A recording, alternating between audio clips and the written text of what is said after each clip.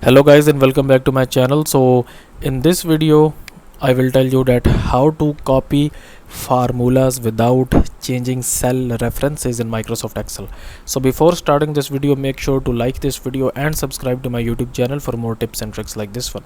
So here you can see that I have these numbers here, and first of all I will just sum them. I will put on equal, then sum, and then I will select this and I will just sum these all.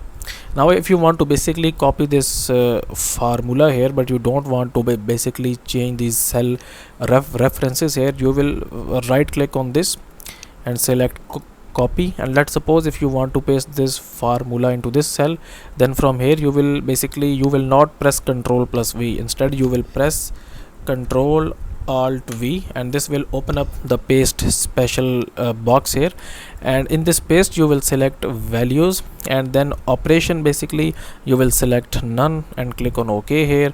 And now here you can see that we have copied our formula without changing the cell reference to basically this cell here. Okay, so that's it for this video guys. If you find it useful, kindly like this video and subscribe to my channel, and I will meet you in the next video.